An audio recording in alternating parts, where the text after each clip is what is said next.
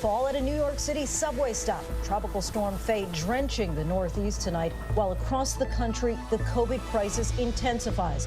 Dr. Anthony Fauci calling it spread a, quote, perfect storm. Crush of cases. The daily number of new cases is surging. The states that were among the first to reopen deal with a record increase in deaths. Alarming scenes in Texas. The governor there saying that the only way they'll avoid a second shutdown is by wearing masks. Testing actually had to be canceled in Houston due to the heat. And in Arizona, long lines for tests and even longer waits for results as the state struggles to gain control. Breaking news, President Trump commutes the sentence of longtime confidant Roger Stone, convicted on 7 counts of obstruction, witness tampering, and making false statements to Congress. Now, just days before he was set to begin his sentence, Stone will avoid prison. Relentless rain as Fay takes aim at the Northeast. The tropical storm lashing out on the coast with concerns of flooding. The storm surge turning deadly as a swimmer is killed by riptides. Winds hitting 60 miles per hour. We'll have the latest storm track and the weekend forecast. School safety. One of the country's largest universities just weeks away from welcoming students. A look at what they have planned. And food fight. Goya facing a growing boycott after the food company's Hispanic CEO praised President Trump, calling him an incredible builder. Good evening, everyone. I'm Lindsay Davis. Thanks so much for streaming with us. For weeks now, the Trump administration has pointed to the decline of the death toll as an indication that the spread of COVID-19 was getting better. But now the number of Americans dying each day from coronavirus is once again on the rise. More than a dozen states are currently experiencing a deadly surge. The virus has already claimed more than 133,000 American lives. We should also point out nearly 1 million Americans have recovered from the virus, and among them, Randy from Jacksonville Beach, Florida. The 77-year-old was discharged from the hospital today after spending 15 weeks battling the disease, getting a well-deserved fond farewell from the hospital staff there as he left. But tonight, the scene across many hospitals is much more dire, and public health officials fear it may get worse. Our Matt Gutman has the very latest. Tonight, haunting new images. Another victim of the virus wheeled out of El Centro Hospital, the COVID capital of California. And outside the Fry Chapel mortuary, those white mausoleums for COVID victims. Refrigerator containers. The number of dead tripling here, too numerous to handle inside. An average month used to be between 45 and 50, and now we're into the hundreds. And when you say cases, you mean bodies? Yes. Sheila Kruger owns the mortuary. Her staff, like family to her, not immune from the virus. We lost 6 of our staff to COVID. You had 6 of your staff members out because of COVID? 6 of 8. In your 33 years in the business, have you ever had to use refrigerator trucks before, or containers? No. No, we've never seen anything like this. The daily death toll now rising in 17 states and 12 states setting new records for hospitalizations. President Trump has touted the nation's lower death rate, but late today, White House Coronavirus Task Force Coordinator Dr. Deborah Birx warning the surges in cases will lead to more deaths. We have not seen this result in increased mortality, but that is expected as the disease continues to spread in some of our large metro areas. The nation's top infectious disease doctor, Anthony Fauci, saying we are living in the perfect storm right now, urging states with severe outbreaks to shut down. And moments ago, Atlanta dialing back to phase 1 and Las Vegas closing bars starting tonight. But the governors of hard-hit Arizona, Texas, and Florida, ardent supporters of President Trump, taking little action. Doug Ducey, the governor of Arizona, announcing Thursday a reduction in indoor dining at restaurants, a measure already previously in place. I feel as if my father was robbed of his life and that his illness was completely preventable. Kristen Orquiz's father, Mark, died after a 3-week battle with the virus. The obituary she wrote for him going viral. I knew if I didn't say something, I couldn't trust that anybody else would. Kristen writing her father, like so many others, should not have died from COVID-19. His death is due to the carelessness of politicians who continue to jeopardize the health of brown bodies through a clear lack of leadership and refusal to acknowledge the severity of the crisis. The president traveling to Florida today, a state with 11,000 new infections and 92 deaths in just the past 24 hours. But the event didn't focus on the virus, but on illegal drugs. And the president did not wear a mask, and neither did many of his senior advisors. And the visit comes as a new ABC News Ipsos poll out today shows Americans are not happy with his leadership on the virus, 67% disapproving of the president's handling of the pandemic. Texas setting records for deaths and hospitalizations with more than 10,000 COVID patients. The governor there saying they're running out of time. In hard-hit Harris County, which includes Houston, officials shutting down all testing sites due to the extreme heat. Yeah, people just cannot get a break there. Matt Gutman joins us from El Centro, California. And Matt, we saw there in your piece how the governors in various states are handling or mishandled the response. What are doctors that you're talking with telling you? I just spoke to the CEO of the hospital here, Dr. Adolf Edward, and he had been a battlefield surgeon. He had been deployed to Iraq and Afghanistan, and now he is here where they've had to medevac 600 patients since COVID began. Their death rate has more than doubled. He is in it right now, and he said, when I asked him, how do you think the political echelon has been handling this, he said, I would give President Trump an F- on this. They have been slow to implement mask wearing, and President didn't wear one today. They have been sending the wrong messages. This is not the kind of help we need here in order to save people's lives. And he wanted that message out, Lindsay. And Matt, tell us about the space that you're in right now. Is this for overflow from the ICU? Right. There are so many ICU patients. They went from 12 to more. Then they expanded other rooms and sections inside the hospital. There's no more room in the hospital, so they have created this. It's not an ICU yet. It's just additional beds, but it could be in the very near future. They have to prepare for that. And not only have they prepared for this one, they are going to build another extension here in El Centro. That's how bad this is. And you saw in the piece, the deaths have basically tripled just over the past couple of months. This is one of the hardest hit counties in all of California and, in fact, the country. Lindsay. All right. Matt Gutman, thanks so much for your reporting, as always.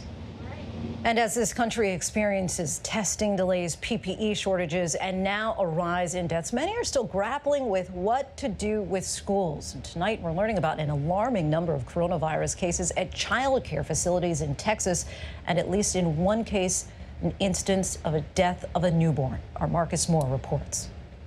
In Texas tonight, word of an alarming surge in cases at child care centers. Nearly 1,800 staff and children testing positive at more than 1,000 locations across the state, a staggering 759% increase since last month. Doctors are also seeing cases where children have a dangerous reaction to the virus. Vanessa Martinez says that happened to her bundle of joy. These images showing the smiling little girl one day thrown into a fight to survive the next. 6-month-old Valentina was released from the hospital just this afternoon. But there was tragedy in another part of the state. An infant from Corpus Christi caught the virus and later passed away. In Florida, the governor says 21-year-olds account for the highest number of COVID-19 cases, but the youngest deaths in the state believed to be 2 11-year-olds, including Daquan Wimberly. Parents across the country grappling with the virus and the threat it poses to their children. This well-known Christian camp in Missouri now closed after an outbreak there amongst campers and staff. The local health department announcing 49 cases on Friday. By Monday, it soared to 82. Our thanks to Marcus for that. And as parents and educators try to determine what the beginning of the school year might look like, let's take a look at the University of Central Florida. It's a diverse institution with an enrollment of more than 69,000 students. It's one of the largest in the country. But now it's preparing to welcome back less than half of the student body in physical classrooms while tripling the amount of students that it caters to online. Our Will Reeve has this story. As COVID-19 cases surge in its community, the largest public university in Florida is preparing to welcome students back to campus in just weeks. The University of Central Florida in Orlando is making drastic changes to its on-campus experience. Over a quarter-mile worth of plexiglass barriers installed in high-contact areas, the school erecting these disinfecting stations and creating isolation rooms for students who test positive. And there will be fewer students on site. The school is limiting the number of students who can live on campus. When they return to residence halls, everyone will have their own single room. But even with additional precautions, the student body president understands her peers still have concerns. To me, student safety is the priority, and we have to focus on that. We have done a major effort to go into the classrooms and reduce them so there's spacing. So classrooms that are normally filled with, a couple hundred students will be filled now with like 20 or 40, 50 students. The coursework changed too. One archaeology professor teaching online classes has shifted her approach. I would typically have students come out into the field and learn how to draw an excavation unit. I can't have them do that now. So what I have them do is draw the dirty dishes in their sink. What impact does virtual learning have on students who would normally be in a classroom? I think, students that are later in their careers as a student, it's not that much of a transition, but for those freshmen, the incoming ones, they're losing that on-campus experience.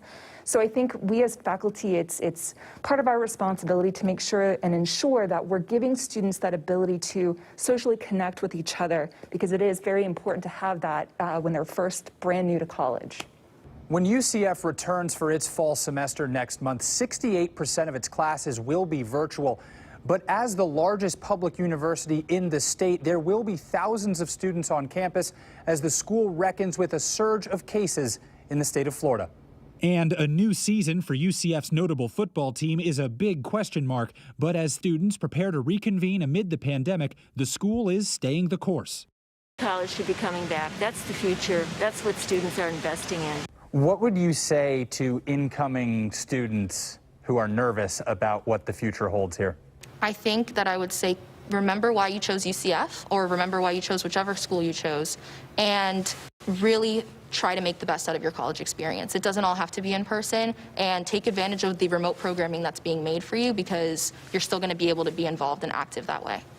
For ABC News Live, I'm Will Reeve, Orlando. Earlier tonight, President Trump commuted the sentence of longtime advisor Roger Stone, who was found guilty on all 7 felony charges brought by special counsel Robert Mueller.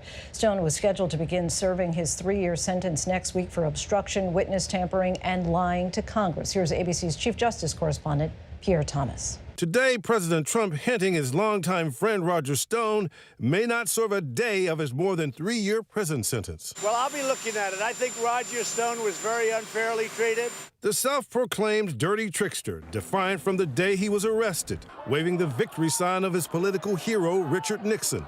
But that smile disappearing after Stone was convicted on 7 felony counts, including lying to Congress and witness tampering. Prosecutors proved he obstructed a congressional probe into possible connections between Russia, WikiLeaks, and the 2016 Trump campaign. The president has been fuming for months. This has not been a fair process. Prosecutors recommended that Stone be sentenced to 7 to 9 years in prison. But after the president cried foul, Attorney General William Barr overruling his own team, saying the sentencing recommendation was too harsh. Did you talk to the president at all about your decision regarding the recommendations? Never. Stone was ultimately sentenced to 3 years and 4 months behind bars. I felt it was an appropriate prosecution, and I thought the sentence was fair. I think you said you're no fan. Did I say that? Yes, you did. Well, that's accurate. But Roger Stone has a fan in President Trump. This week, the president was told his old friend was praying for a pardon. Trump's response, his prayer may be answered. Pierre Thomas joins us now. Pierre, this certainly isn't the first time that the president pardoned or commuted the sentence of someone he's close to politically. Tell us more about how the White House released the news. Well, they just put out a statement talking about the fact that the president has commuted Roger Stone's sentence. And it's a blistering statement. They talk about the fact that it was a hoax. The Russia investigation by the Mueller team was a hoax. They say that Roger Stone should have never been under investigation in the first place, and that he has health issues, and that the president stood in the gap to do the right thing for Roger Stone is basically what they said, Lindsay. And the president said that this case had no merit, but the attorney general told you something different earlier this week, right?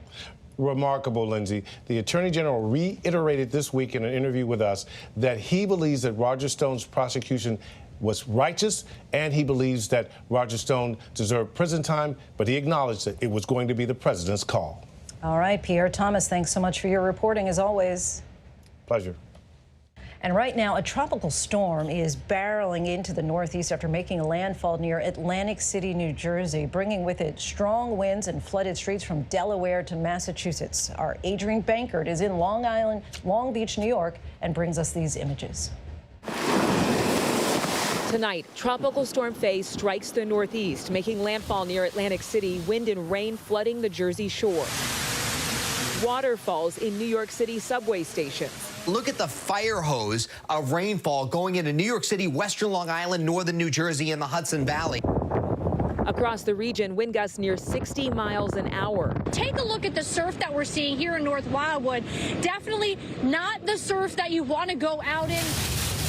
And nearly 7 inches of rain in some spots. If you see any type of pooling or ponding, don't drive through it, right? When in doubt, turn around, don't drown. In Westchester County, New York, fallen trees ripping down power lines.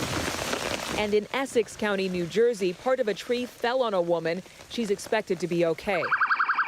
Ahead of the storm on Thursday, a group of swimmers were caught in the surf off New York's Long Island. An 18-year-old Queens man did not survive. 5 others were treated and released. And Adrian Bankert joins us now from Long Island, New York. We can see certainly that the winds are whipping up. It looks very wet. Our hearts are going out to you standing out there. Tell us about the latest conditions, Adrian. Thank you.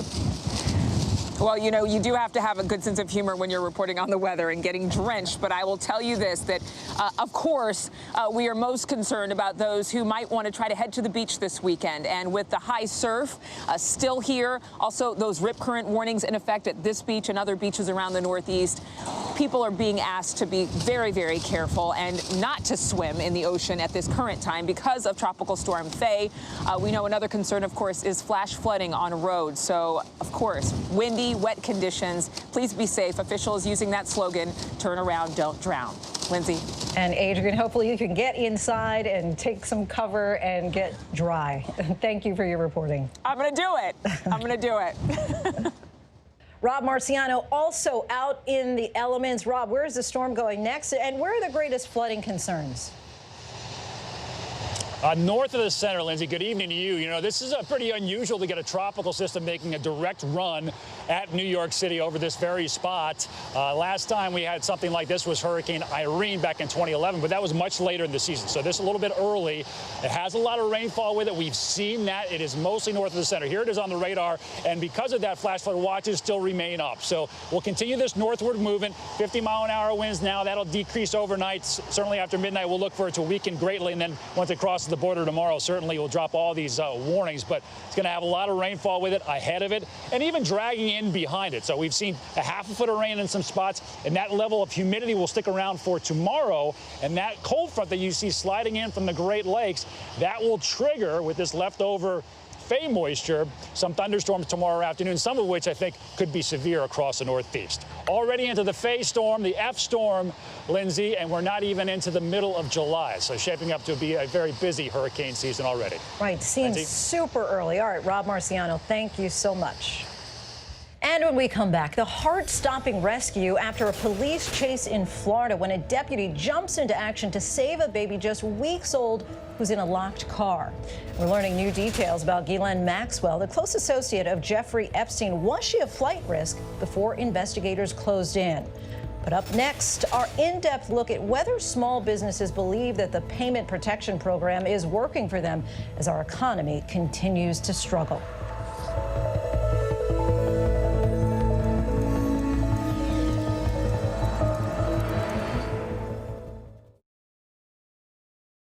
You can't read the menu? I have a traumatic brain injury. I'm not drunk, I'm a veteran. He's just a crazy veteran. You need to walk away. If I get up, I'm telling you it's gonna be an issue. Walk away. You won't believe what people do when they have no idea hidden cameras are watching. And Tuesday, Adam Rippon joins What Would You Do? Coach, I'm gay. Things are different now in this world. He doesn't realize it. It's people, I could even get like emotional talk. It's like people like you. What Would You Do? Tuesday at 10/9 Central on ABC. Now, With so much on the line, ABC News, America's #1 news, is right there for you live on Hulu with stories of strength, stories of hope. Because now, when it matters most, Hulu has live news. Hulu has live news. Hulu has live news, and that news is ABC News. ABC News Live on Hulu. ABC News Live on Hulu. Watch the news you need. Thanks so much for streaming with us. Streaming to all Hulu subscribers right now. Welcome back, everyone. The resurgence of COVID-19 this week has brought deepening anxiety for millions of small businesses. The phased reopenings that had once offered hope are now overshadowed by fears among some customers and renewed shutdowns in many states. So tonight we're taking a closer look at the $600 billion Paycheck Protection Program that was supposed to help many of these businesses and their employees weather the storm. But is it working? Our ABC's Devin Dwyer takes a look.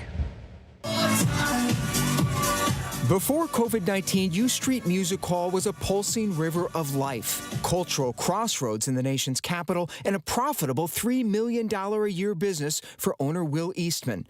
But now, it's been very tough. I had to temporarily furlough all my staff, was able to bring back 5 full-timers due to PPP money from the government, but it's been extremely tough. We have no revenue coming in whatsoever. The PPP, or Paycheck Protection Program, has paid out to nearly 5 million American small businesses fighting to survive the pandemic. Congress guarantees the loans. Qualified businesses get a rapid infusion of cash to pay employees and the rent. Eastman received $120,000 in May, but that money is about to run out. The money from PPP expires in 2 weeks. What are you going to do? Well,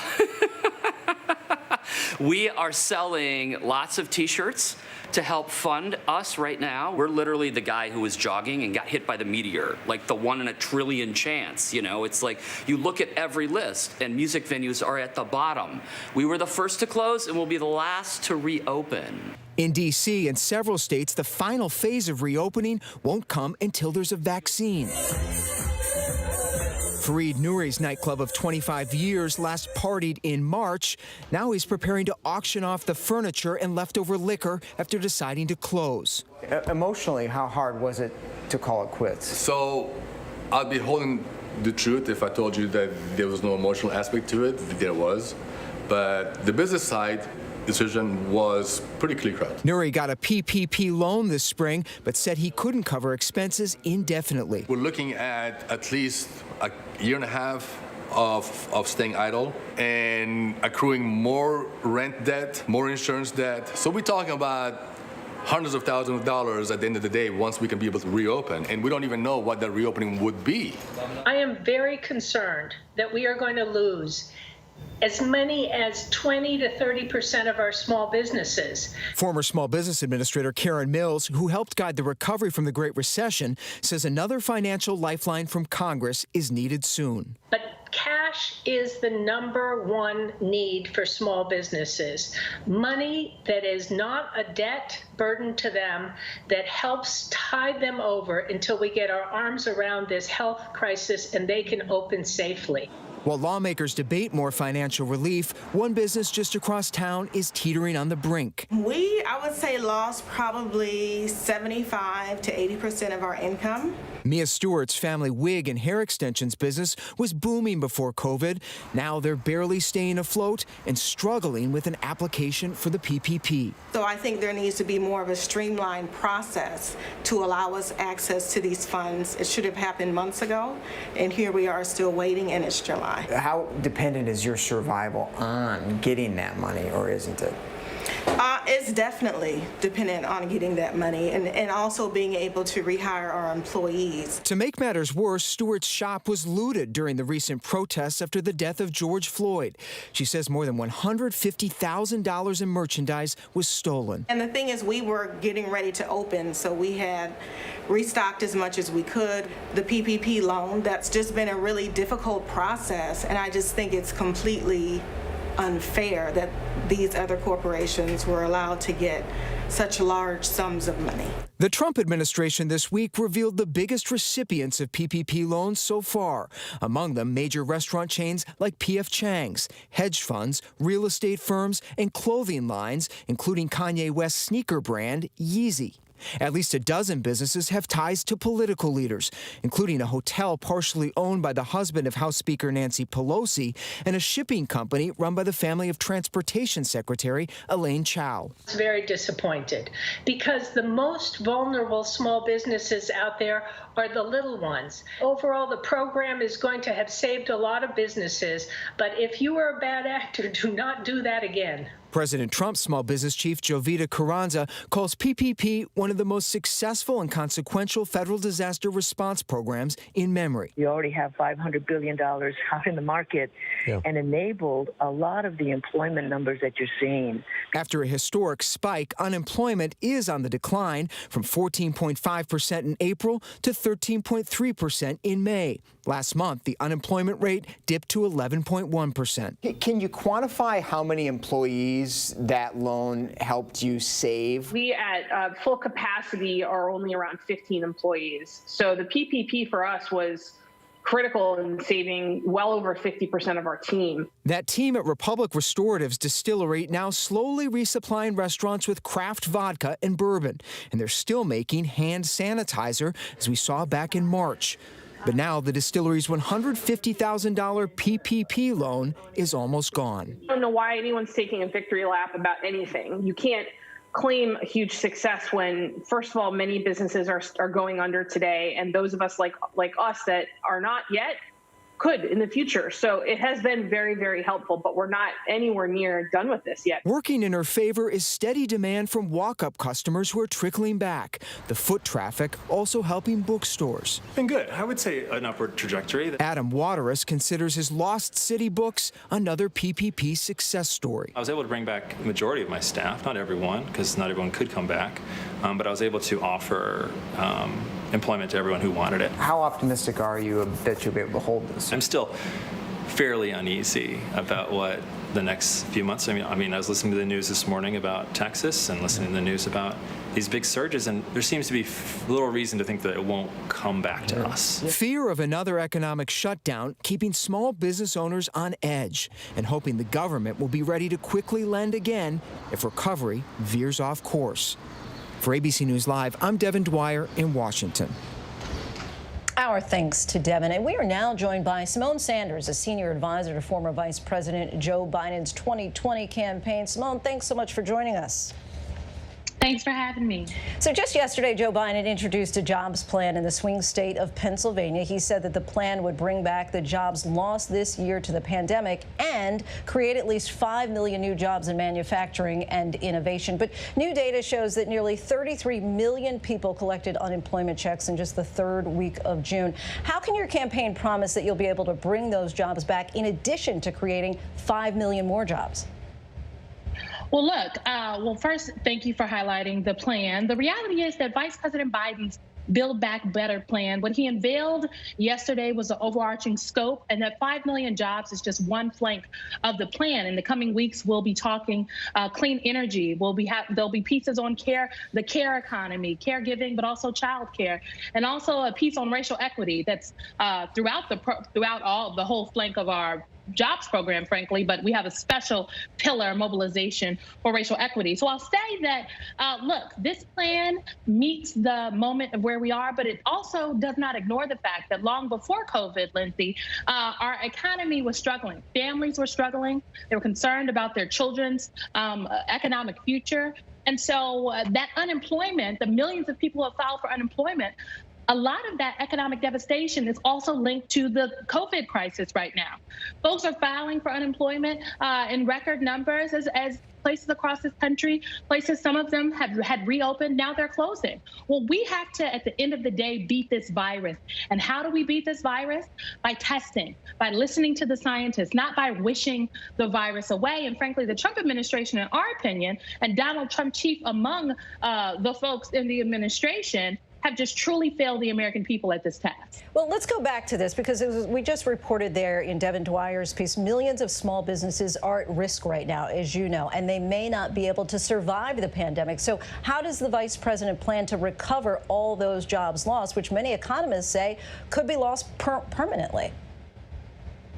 The flank of the plan that Vice President Biden unveiled yesterday was our Buy American plan, and really a plan that makes sure the future is not just made in America, as many people in Trump campaign included would say, that it's made in all of America. That means every community and every worker. So Vice President Biden's jobs plan is a plan that creates jobs, Lindsay, by manufacturing. I mean, we all remember at the beginning, at the onset of this crisis, this pandemic, the lack of PPE that was available, personal protective equipment that was available across this country. Nurses and doctors were wearing trash bags because they did not have, they were out of gowns. So the reality is we don't ever want to be in that position again. And so Vice President Biden's plan, the manufacturing flank of this would in fact create jobs. But that's not the only piece. There's a clean economy. There's infrastructure. There's the caring economy. When we talk about caring, we're talking about child care, but also elderly care of aging citizens. And so there are lots of pieces here. And what I'll note is that Vice President Biden's plan is specific to ensuring that we are talking about real people in America, working folks, working families. Whereas when Donald Trump talks about America first, he's talking about corporations. As you know, there are some protests that are still taking place across the country. We're seeing young Americans engaged in politics like we haven't seen in generations. How do you convince these young people who are calling for real change and an overhaul of the politics as usual sentiment that Joe Biden represents the future when he went to Washington almost half a century ago and would be, if elected, the oldest first-term president in American history?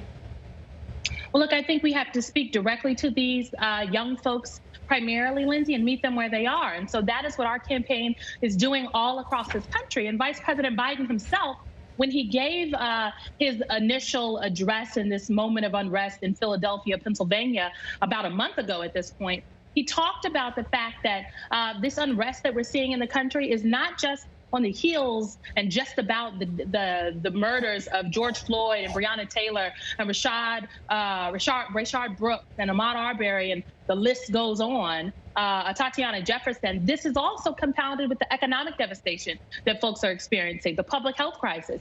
Many of the folks jobless, many of those dead are Black and brown people in this country, and those young folks out in the streets know it.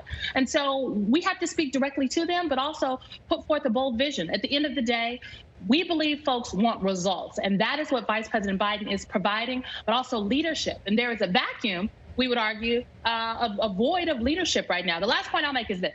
I live in Washington, D.C., and when the first nights when protests broke out across this country, in Washington, D.C., the protesters did not go to the Department of Justice, which is here in the city. They did not go to the Wilson Building, where the mayor of Washington, D.C., Mayor Bowser, works. They went to the White House. And they have stayed outside the White House consistently, what is now known as Black Lives Matter Plaza, raising their voices and demanding change. They went to the White House because they know who the president is matters, and they know this current president is not delivering for them. Just this week, the headline of one USA Today article was, young Black voters say they aren't enthusiastic about a Joe Biden presidency. Among the concerns, in the midst of all the protests surrounding criminal justice and with calls to defund the police, the Biden campaign responded by promising to add $300 million for community policing programs. That was criticized by some as irresponsible and tone-deaf, and that the notion that Biden is, quote, too wedded to the past to grasp the moment's potential. What's your response to that? My response to that is, look, you have to look at the totality of what Vice President Biden has been saying.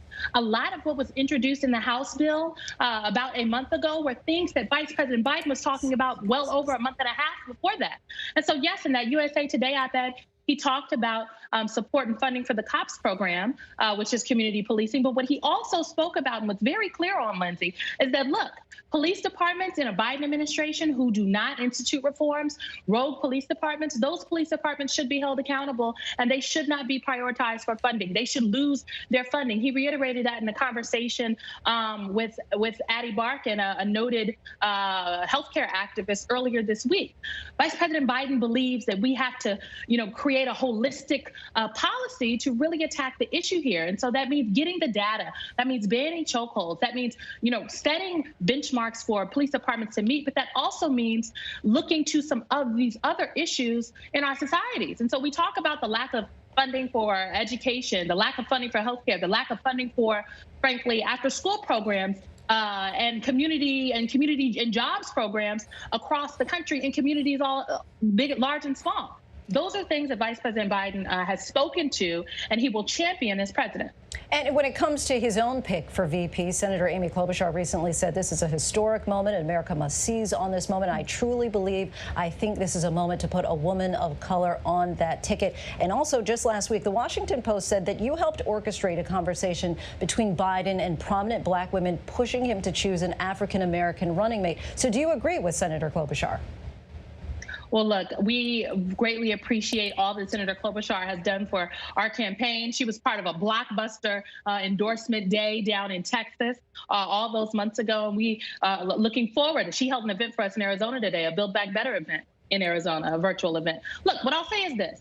This is a decision for Vice President Biden to make, but absolutely, he has heard the concerns of voters across his country. The fact that the Washington Post could report that he was on a call with women, prominent African-American women who would like to see an African-American woman as vice president is evidence of that. He's also heard the concerns of the Latino community. He's heard the concerns of the LGBTQ plus community, whom also say they would like to see a running mate pick that represents their community. At the end of the day, Vice President Biden is going to pick someone who can mirror the relationship he had with President Obama, who could be a good governing partner, because the work before a Biden administration will be immense. He's going to have someone he can give presidential authority to, like President Obama gave to him.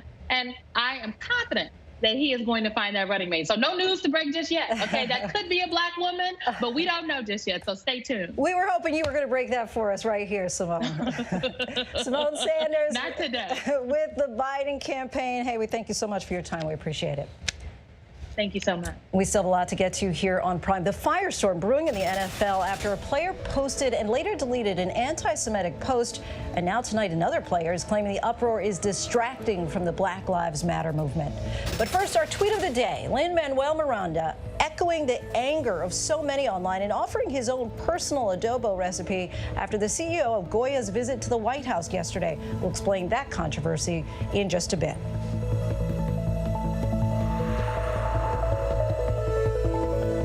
In times like these, the news-making events happen here. ABC News. President Trump meeting face-to-face with one of the world's most brutal dictators, Kim Jong-un. The president. Do you trust him? I do trust him, yeah. I think he trusts me, and I trust him. Ivanka Trump. I have to ask you about your emails. Your father had...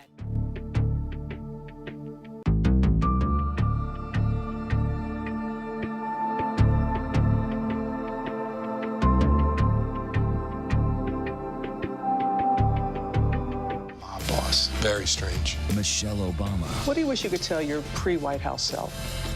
Whew. Melania Trump. Do you think there's still people there that he can't trust? Yes.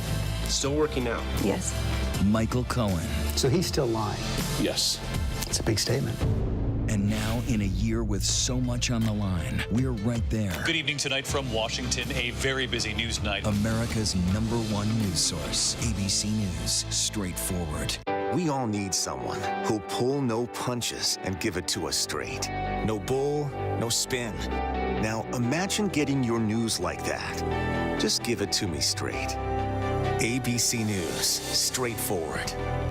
Another week in America, a country facing a new test now. The Wuhan airport, almost no one here. The last flight out of Rome. This is the nursing home just outside Seattle. Dozens of people were just rushed off this cruise ship. This is ground zero. It is shut down. Another ambulance just pulled out. Now they're headed to the hospital. Time is of the essence. You can see the ship behind me. This is the first time tests have been done here. Morning, afternoon, evening, late night, 24/7.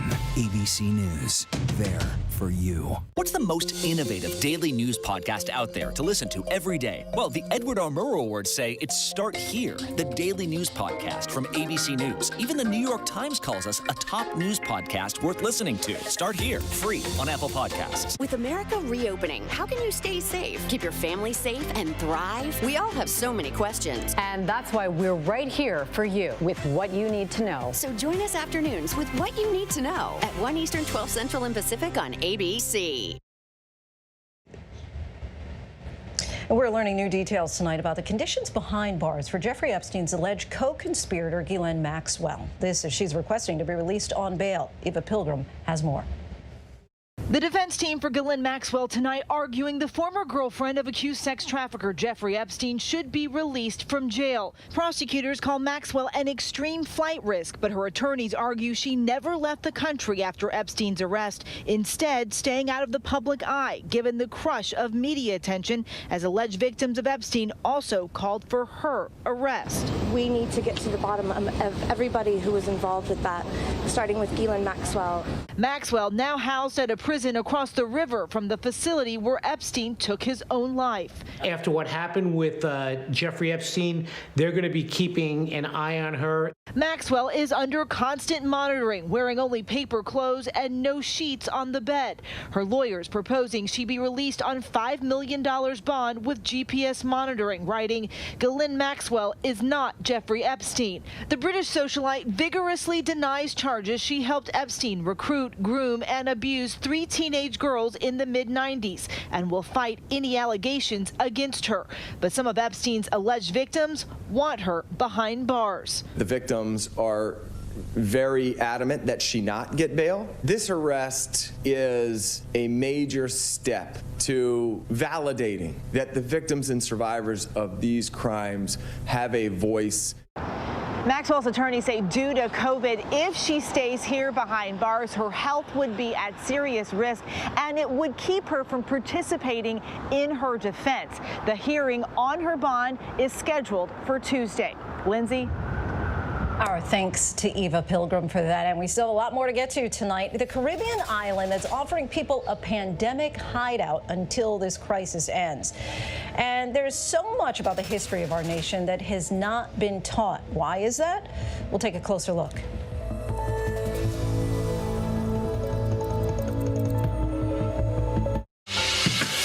Seeing right now, this is part of the eye wall. This procession of migrants goes back 2 miles. There is going to be catastrophic damage. This fire has made a run. You can see those flames shooting up into the sky. We are on the jam-packed red carpet. To the right, guys. So this is the 4th weekend of protests.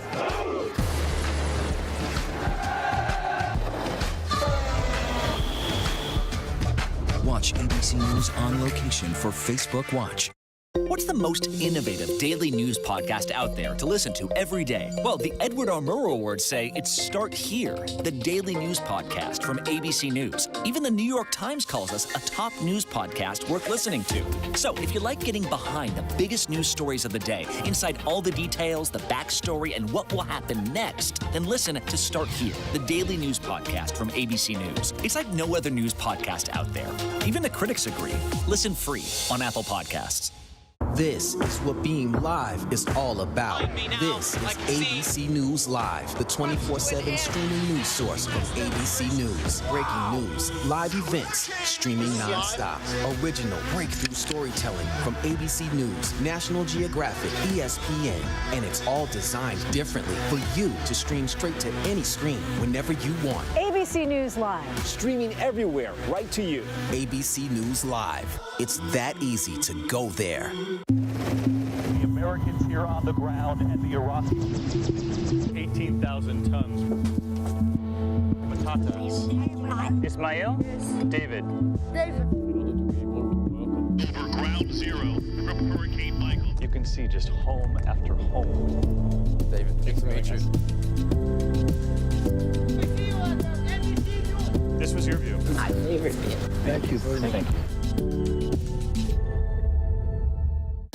Tuesday night. Coach, I'm gay. Adam Rippon joins an emotional What Would You Do? Just give him time.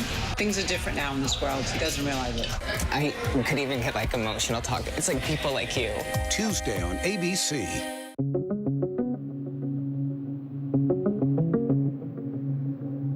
The nation's top infectious disease expert out with a new warning for the country's hotspots, recommending they consider pausing their reopening plans. Despite the guidelines and the recommendations to open up carefully and prudently, some states skipped over those and just opened up too quickly. Florida, one of 12 states hitting a record number of COVID-19 hospitalizations. Governor Ron DeSantis says the federal government is sending more remdesivir to help the most critically ill patients. Cases there, plus those in Arizona and South Carolina, growing faster than anywhere else in the world, according to the New York Times.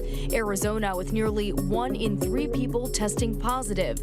Numbers are even rising in some less populated rural areas. We're in the middle of nowhere here in Southwest Kansas. We didn't think that it would get to us, and it did take a long time, but when it finally did get to us, it hit us like a freight train. We cleared our deck and put the plants away, and so things don't blow. Tropical Storm Fay made landfall near Atlantic City, New Jersey, bringing sustained winds of 50 miles per hour. Forecasters say the heaviest rain is pushing north of New York City. Gusty winds will persist as the center moves north. A 31-year-old man is facing more than 10 charges after deputies say he left a baby in a running car. Officers chased the man after they say he hit a school zone sign in a car that is part of a stolen vehicle investigation.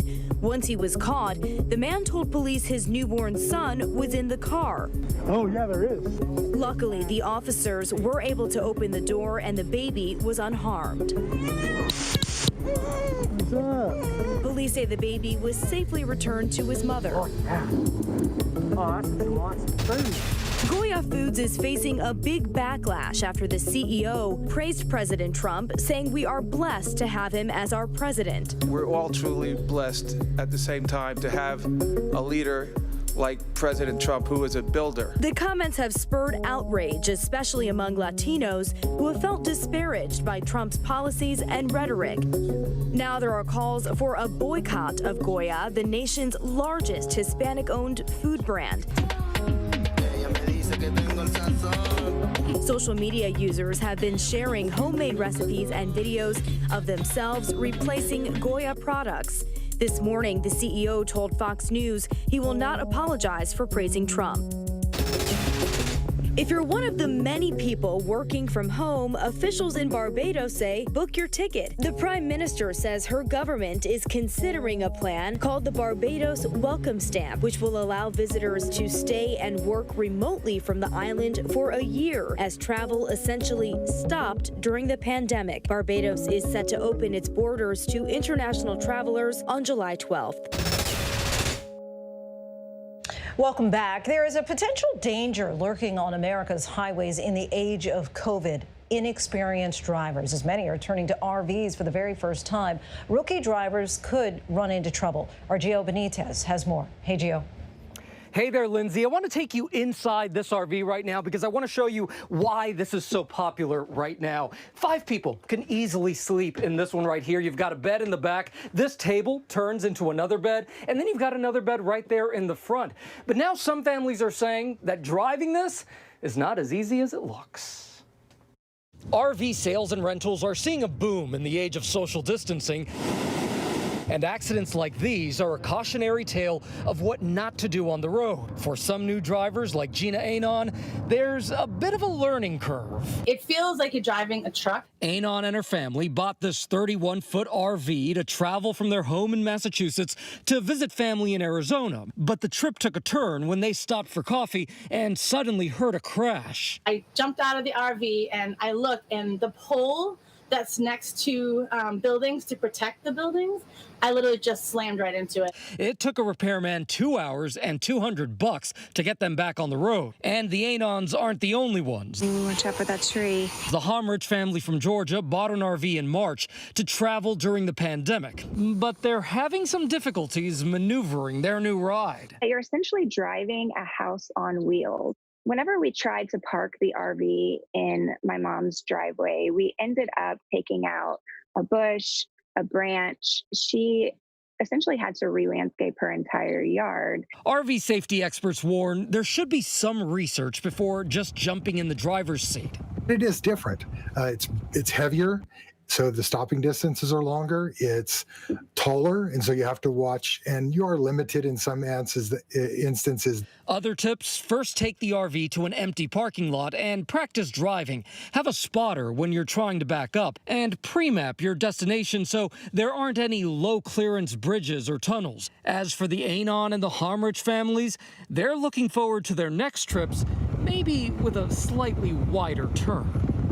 Now, the RV rental company where we got this says their business is up by 300%. And they say if you know how to drive a U-Haul, that's what it's going to take to drive this safely on the road. Now, we're seeing some really interesting things on Google right now. These are search trends. Take a look at this, because the big breakout searches this week are for road trip and healthy road trip snacks. But the search giant says more people are searching for staycation and hiking than ever before, all-time highs. Yet many people are clearly desperate to get away right now. Searches for COVID vacation ideas going way up by 500%. Just incredible numbers right there. A lot of people really want to get away, Lindsay. Our thanks to Gio. And tonight, the Philadelphia Eagles have disciplined wide receiver Deshaun Jackson after he posted anti-Semitic quotes attributed to Adolf Hitler on Instagram. The team announced a punishment a short time ago, saying that he had committed conduct detrimental to the team. It's still not clear if the team plans to suspend him. Jackson has since apologized for his post. Today, he met with a 94-year-old Holocaust survivor in private, and yesterday he met with a group against anti-Semitism. Other NFL players have since chimed in on Jackson's comments, and the quote, which turned out not to be from Hitler himself, his former teammate Malcolm Jenkins posted this today on Instagram. We got to stay focused.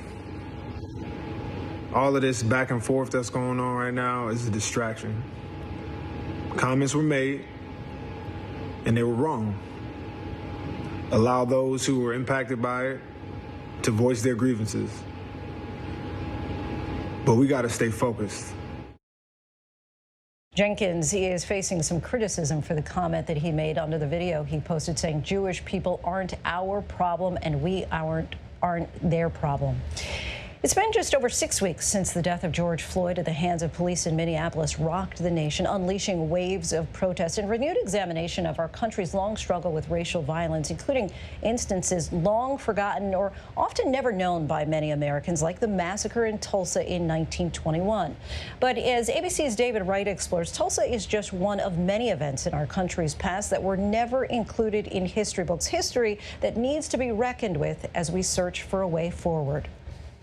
The killing of George Floyd by a Minneapolis police officer in broad daylight, as shocking as it was to witness, was hardly a one-of-a-kind incident.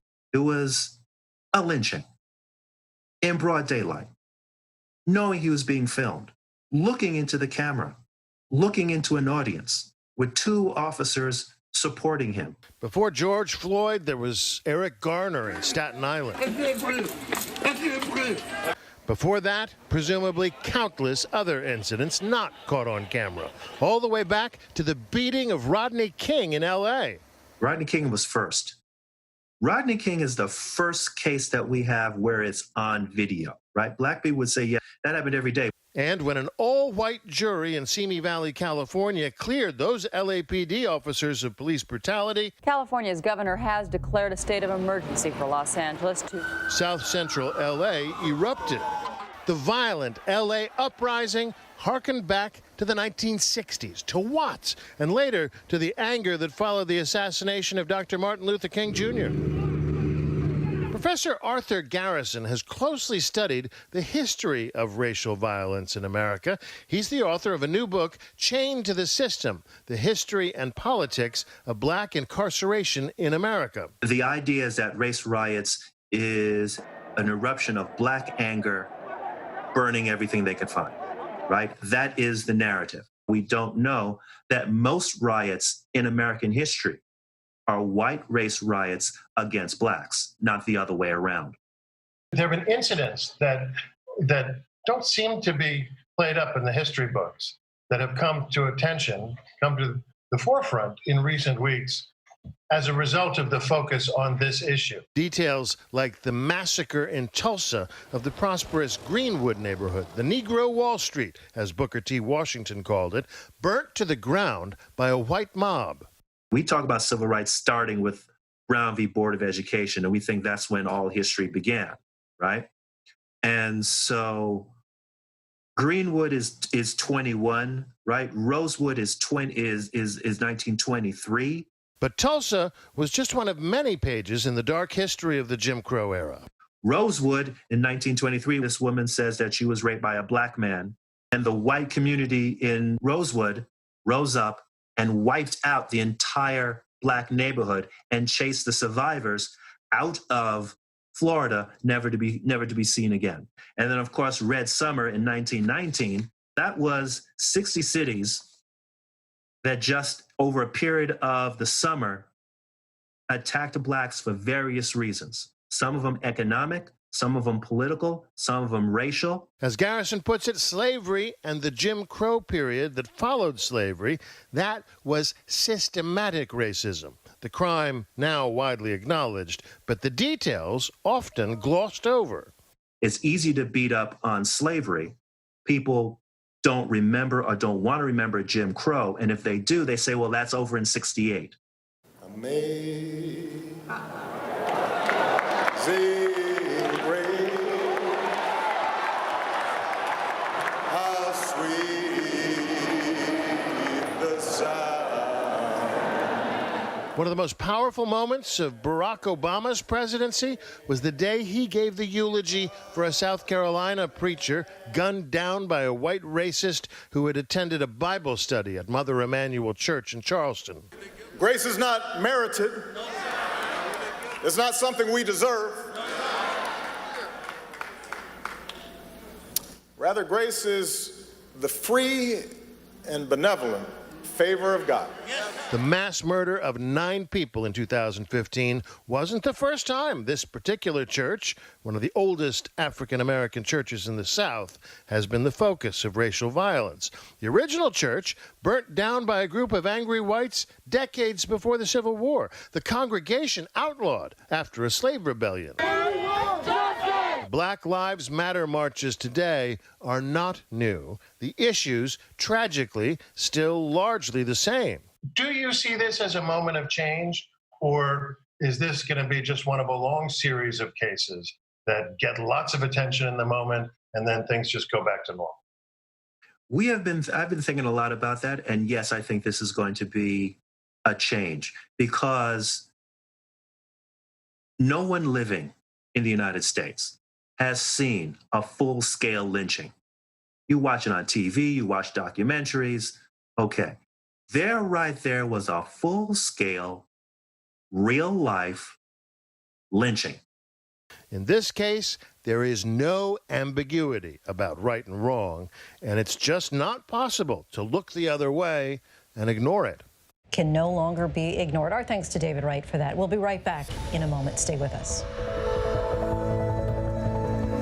In times like these, the news-making events happen here. ABC News. President Trump meeting face-to-face with one of the world's most brutal dictators, Kim Jong-un. The president. Do you trust him? I do trust him, yeah. I think he trusts me, and I trust him. Ivanka Trump. I have to ask you about your emails. Your father had taken Hillary Clinton to task for this. There just is no equivalency. So the idea of lock her up doesn't apply to you? No.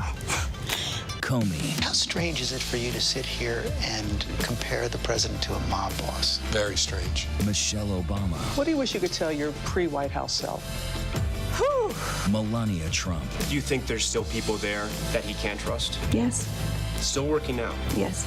Michael Cohen. So he's still lying? Yes. It's a big statement.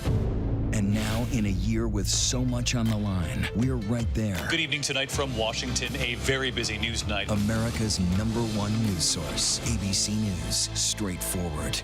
We all need someone who'll pull no punches and give it to us straight. No bull, no spin. Now imagine getting your news like that. Just give it to me straight. ABC News, straightforward. Another week in America, a country facing a new test now. The Wuhan airport, almost no one here. The last flight out of Rome. This is the nursing home just outside Seattle. Dozens of people were just rushed off this cruise ship. This is ground zero. It is shut down. Another ambulance just pulled out. Now they're headed to the hospital. Time is of the essence. You can see the ship behind me. This is the first time tests have been done here. Morning afternoon, evening, late night, 24/7. ABC News. There for you. What's the most innovative daily news podcast out there to listen to every day? Well, the Edward R. Murrow Awards say it's Start Here, the daily news podcast from ABC News. Even the New York Times calls us a top news podcast worth listening to. Start Here, free on Apple Podcasts. Dozens of people were just rushed off this cruise ship. You guys are the front lines keeping the supply chain open here. Who lives, who dies? The Iran hostages, the 9/11 terror attack, and now this. This is Nightline. Nightline, when it matters most. Late night on ABC. And before we go tonight, our image of the day. You may have seen social distancing circles painted in public spaces, but what about hearts? Well, that's how the Brits are doing it. Queen Square in Bristol, England, has been decked out in hearts responsibly spaced out to promote proper distancing as England continues to ease restrictions. Taking someone's heart officially has a whole new meaning. And that is our show for this hour. Be sure to stay tuned to ABC News Live for more context and analysis of the day's top stories. I'm Lindsay Davis. Thanks so much for streaming with us, and have a great weekend.